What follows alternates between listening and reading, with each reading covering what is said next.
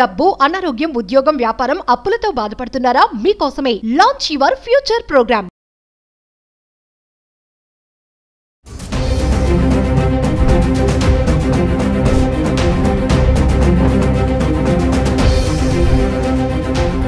నమస్తే, welcome back to Suman TV. Present మనతో పాటు ఉన్నారు consumers affairs committee chairman Mandari Krishna Reddy గారు. నమస్తే సార్. నమస్తే అమ్మ. సార్, ట్రంప్ తీసుకునే నిర్ణయాల వల్ల ఏ టైంలో ఏమవుతుందో తెలియని పరిస్థితి కనిపిస్తుంది. మరి ఒక్కసారి మనము విదేశాల్లో మన బంగారం నిల్వల గురించి మాట్లాడుకుంటే, అసలు విదేశాల మన బంగారం ఎంత ఉంది, ఆర్బీఐ కానీ ఇవన్నీ ఎంత స్టోర్ చేసుకుంటున్నాయి అంటే ఒకసారి దాని గురించి మాట్లాడుతాం. బంగారు నిల్వలు ఎందుకు ఉంటాయి ఉందో తెలుసుకుంటే భారతదేశం ఎందుకు బంగారం దాచిపెట్టాల్సి ఉందో మనకు తెలుస్తుంది. మన దేశంలో నోట్లు ప్రింట్ అవుతున్నాయి. మరి ఒక దేశంలో ఆ దేశం తలుచుకుంటే ఎన్ని నోట్లైనా ప్రింట్ చేసుకోవచ్చు కదా. ఎన్ని నోట్లైనా ప్రింట్ చేసుకుంటే మనకు అసలు కరువు అనేది ఉండదు కదా. ఎక్కడైతే ఆకలితో అలమటిస్తున్నారో, ఎక్కడైతే అవసరాలు ఉన్నాయో కోటాను కోట్ల రూపాయల డబ్బును ప్రింట్ చేసేసి పేదవాళ్ళందరికీ పంచిపెట్టేస్తే ఆ దేశంలో అసలు కరువే లేకుండా పోతుంది కదా. కానీ అది సాధ్యం కాదు. ఎందుకు సాధ్యం కాదంటే, మన దగ్గర ఉన్నటువంటి బంగారు నిల్వలకు సమానమైన పద్ధతిలోనే మనం డబ్బుని ప్రింట్ చేసుకుంటాం. మన శక్తి సామర్థ్యాలు చూపించే పరిస్థితి తీసుకొస్తాం. కాబట్టి ఆర్బీఐ మనకున్నట్టుగానే ప్రతి దేశానికి కూడా ఒక సెంట్రల్ బ్యాంకు ఉంటుంది. ఆ బ్యాంకు వాళ్ళు ఏం చేస్తారంటే, వాళ్ళ బ్యాంకుల లోపల బంగారు నిల్వలు పెట్టుకుంటారు, లేదా బంగారు బాండ్స్ పెట్టుకుంటారు. అట్లా పెట్టుకున్నటువంటి దాని ఎంత ఉంటుందో దానికి సమానమైన నిష్పత్తిలోనే ఉండేట్టుగా ఆ దేశం లోపల నోట్లు ప్రింట్ చేసుకోవడం కానీ, అలాగే విదేశీ మార్క ద్రవ్యం కావలసినప్పుడు దాన్ని ఉపయోగించుకోవడం కానీ, ఏదైనా క్రైసిస్ వచ్చినప్పుడు దీన్ని తాకట్టు పెట్టి డబ్బు తెచ్చుకోవడం కానీ, విదేశాల నుంచి తెచ్చుకోవడం కానీ, ఇలాంటి రకరకాలైనటువంటి వాటిని ఉపయోగిస్తారు. మన భారతదేశం నిల్వలు కూడా కొంతమంది మనకు నిపుణులు చెప్తున్న దాన్ని బట్టి 850 టన్నులకు పైగా మొత్తం టోటల్గా మన దేశం లోపల బంగారం టోటల్గా మన వాళ్ళు కొన్నది, ఆర్బీఐ కొన్నటువంటి బంగారం అది. దీంట్లో 500 టన్నుల పైగా మన దేశంలో నిల్వ ఉంది. మన బంగారం మన ఆర్బీఐలోనే ఉంది. అదంతా కూడా సుమారు 300 టన్నులకు పైగా విదేశాల్లో ఉంది. విదేశాల్లో ఎందుకు పెడతారు అంటే, ఇప్పుడు ఆయా దేశాలతో మనం డీల్ చేసినప్పుడు మన దగ్గర నుంచి తిరిగి అక్కడికి పంపడానికి ఆ దేశాల లోపల బ్యాంకుల్లో పెట్టి అక్కడి నుంచి మనం ఏదైనా అప్పు తెచ్చుకోవాల్సిన పరిస్థితి ఏర్పడితే బంగారాన్ని పంపడం చాలా పెద్ద విషయం, మామూలు విషయం కాదు. అది ఏదో చటుక్కున పంపడానికి కుదరదు. ఎందుకంటే బంగారం ఉన్నటువంటి ఫ్లైట్ ఇక్కడి నుంచి బయలుదేరిందని తెలవంగానే దాన్ని హైజాక్ చేసేసి తీసుకెళ్లే ప్రయత్నాలు జరుగుతాయి. దానికి చాలా రక్షణ కల్పించి జాగ్రత్తగా ఇక్కడి నుంచి పంపాలి. చాలా కాస్ట్లీ వ్యవహారం అది. ఎప్పుడూ భయంతో కూడుకున్న వ్యవహారమే. బయట ఎవరికి తెలియకుండా గప్చుప్గా పంపాల్సిన పరిస్థితులు ఏర్పడతాయి. ఎక్కడ లీక్ అయినా అది ఒక్కోసారి టోటల్గా మోసానికి వచ్చే ప్రయత్నం జరుగుతుంది. ఎందుకంటే 100 టన్నులు ఒకేసారి బంగారం పంపిస్తే దాని విలువ ఎన్ని కోట్లు ఉంటుందో మనకు తెలుసు. అంత పెద్ద మొత్తాల్లో గడిచిన డబ్బుని చాలా మంది ముష్కరులు విమానాలు హైజాక్ చేసినట్టు సంఘటనలు మనకు చాలా ఉన్నాయి. అలాంటి సంఘటనలు దీంట్లో రిపీట్ అయ్యే అవకాశం ఉంటుందనే భయంతో చాలామంది ఆ పని చేయడానికి, అంటే చాలా దేశాలు భయపడతాయి.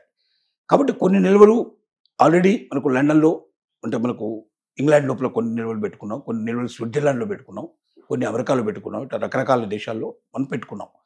అక్కడ నుంచి మనం ఎప్పుడైనా సరే అప్పు తెచ్చుకోవడానికి వీలుగా అవకాశం ఉంటుందనే ప్రయత్నంతో మనం పెట్టుకున్నాం. కానీ ఇప్పుడు ట్రంప్ తీసుకుంటున్న నిర్ణయాలు గమనిస్తే దేశం అతలాకుతలమయ్యే పరిస్థితి కనబడుతోంది. ఎప్పుడు ఏ దేశం మధ్య యుద్ధం వస్తుందో తెలియని పరిస్థితులు ఏర్పడుతున్నాయి. ఒకవేళ యుద్ధం వచ్చిందనుకోండి, పాకిస్తాన్తో మనకు యుద్ధం వచ్చింది, అమెరికా దాన్ని సపోర్ట్ చేసింది. అప్పుడు అమెరికాలో ఉండేటువంటి బంగారం మనం తెచ్చుకోవడం చాలా కష్టంతో కూడుకున్న పని అవుతుంది. ఎందుకంటే ఒక దేశంతో సఖ్యత ఉన్నంత కాలమే ఆ దేశంలో మనం ఏమైనా ఉంటే మనం తెచ్చుకోగలుగుతాం. మనం తెచ్చుకోరు, మనకు ఇవ్వను అని అనుకున్నప్పుడు మనం అంతర్జాతీయ కోర్టుకు వెళ్తాం. కోర్టులో 10 ఏళ్ళు, 5 ఏళ్ళు, 25 ఏళ్ళు అక్కడ కోర్టు కేసు నడుస్తుంది. ఈ లోపల మన అవసరాలను ఆగిపోతాయి కదా. కాబట్టి ఎక్కడైనా శత్రుత్వం వచ్చే అవకాశం ఉంటుంది.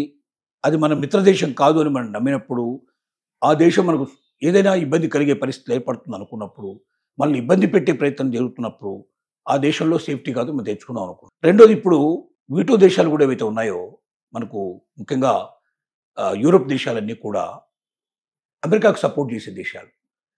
కాబట్టి ఏమవుతుంది, రేపొద్దున అమెరికా వల్ల ఏదైనా యుద్ధం సంభవించితే, అమెరికా మనకు వ్యతిరేకమయ్యే పరిస్థితి ఏర్పడితే, అప్పుడు అమెరికాను సపోర్ట్ చేస్తున్న దేశాలన్నీ కూడా, ఈవెన్ మనకు ఇంగ్లాండ్ కూడా వాళ్ళకి సపోర్ట్ చేసే దేశం. కాబట్టి స్విట్జర్లాండ్ చాలా చిన్న దేశం, అది దాని గురించి పెద్దగా ఆలోచన లేదు.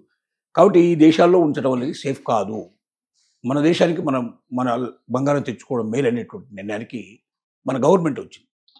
అందువల్ల ఇప్పుడు ముందుగా ఇంగ్లాండ్లో ఉండేది అట్లాగే అమెరికాలో ఉండేటువంటి ఒక్కొక్క దేశం నుంచి మెల్లమెల్లగా మన బంగారాన్ని అంతా ఒకేసారి కాకపోయినా కొంత మొత్తాల లోపల వీలైనంత తొందరగా మొత్తం బంగారాన్ని మనకు ఇండియాకు చేర్చుకోవడమే సేఫ్ అనేటువంటి నిర్ణయంతో గవర్నమెంట్ ఉంది. తద్వారా ఏమవుతుందంటే మన బంగారం మన దగ్గర ఉంటే ఎక్కడ ఏ యుద్ధాలు వచ్చినా ఎక్కడ ఏ పరిస్థితి పడినా దాన్ని తట్టుకోవడానికి మనం సిద్ధంగా ఉంటాం. ఎక్కడో పెట్టి ఆ బంగారం సేఫా కాదని మనం భయపడేదానికన్నా మన బంగారు నిల్వలు మన దగ్గర ఉండటం వల్ల మనకు అవకాశం ఉంటుందనే ఉద్దేశంతో ప్రభుత్వం నిర్ణయం తీసుకుంది. రిజర్వ్ బ్యాంక్ ఆఫ్ ఇండియా వేరే దేశాలతో సంప్రదించి ఎక్కడెక్కడైతే ఉన్నాయో మన నిల్వలు అన్ని తెచ్చుకునే ప్రయత్నం చేస్తున్నాం. ఇప్పుడు మనం ప్రజెంట్గా 5వ ప్లేస్లో ఉన్నాం. ప్రపంచంలోనే 5వ దేశంగా బంగారం నిల్వలు ఎక్కువ దాచుకున్నటువంటి దేశంగా ఉన్నాం. దాన్ని ఈ రెండో దేశంగానో లేకపోతే 3వ దేశంగా తెచ్చుకునే ఆలోచనలు కూడా ఉన్నాయి. రోజుకు అవకాశం ఉన్నప్పుడల్లా బంగారాన్ని కొనిపెడుతూ ఉంది రిజర్వ్ బ్యాంక్ ఆఫ్ ఇండియా. ఈ నిల్వలు ఇంకా పెంచుకునే ప్రయత్నం చేస్తూ ఉంది. తద్వారా ఏమవుతుందంటే మనం బలమైన దేశంగా మనం తయారవుతాం. ఆర్థిక శక్తి మనకు పెరుగుతుంది. మనం విదేశీ మార్గద్రవ్యం ఎక్కడ తక్కువైనా విదేశీ మార్గద్రవ్యం మనకు ఎక్కువ ఎందుకు అవసరం పడుతుందంటే ఇతర దేశాల నుంచి దిగుమతి చేసుకున్నప్పుడు మనకు అవసరం పడుతుంది. వేరే వాళ్ళ వస్తువులు మనం దిగుమతి చేసుకున్నప్పుడు వాళ్ళకి డబ్బు రూపంలో క్యాష్ రూపంలో కట్టడానికి వీలుపడదు. కంపల్సరీగా వాళ్ళకి మనం డాలర్స్ రూపంలో చేస్తున్నాం, ఇప్పటిదాకా చెల్లిస్తున్నాం. బంగారం మన దగ్గర ఉన్నట్టయితే మనం ఏ రూపంలో కావాలంటే ఆ రూపంలో బంగారానికి బదులుగా మనం దాన్ని చెల్లించడానికి మనకు పాసిబిలిటీస్ ఏర్పడతాయి. కాబట్టి ఎప్పుడు కూడా మన దగ్గర మన బంగారం ఉండటం మంచిది, సేఫ్. ఇప్పటిదాకా ఉన్న ప్రపంచ పరిస్థితులు వేరు, ఇక రాబోయే పరిస్థితులు వేరు. ఏ దేశాన్ని నమ్మడానికి వీల్లేదు. ఏ దేశం ఎప్పుడైనా ఇంతదాకా స్నేహపూర్వకంగా ఉన్న అమెరికా, ప్రజాస్వామ్య దేశాల్లో నెంబర్ 1, నెంబర్ 2 ప్లేస్లో ఉన్నటువంటి భారతదేశం, అమెరికా రెండు కలిసి అసలు చైనా లాంటి దేశాన్ని, తర్వాత రష్యా లాంటి దేశాలకి కూడా ప్రమాదకరమైన ఈ 2 దేశాలు కలిసి ఉన్నాయి మాకని వాళ్ళు భయపడే పరిస్థితులు ఉండే సిచ్యువేషన్ నుంచి అమెరికానే భారతదేశానికి శత్రువు అనేటువంటి పరిస్థితి వాళ్ళు ఏర్పడే పరిస్థితి, రోజుకు వ్యతిరేక నిర్ణయాలు భారతదేశంలో తీసుకునే పరిస్థితులు ఏర్పడుతున్నాయి. కాబట్టి ఇక నమ్మే పరిస్థితి లేదు. ఖచ్చితంగా మన బంగారాన్ని మన దేశాన్ని తెప్పించుకోవడం అన్ని రకాల ఉత్తమమైన నిర్ణయానికి ప్రభుత్వం వచ్చింది. Thank you sir.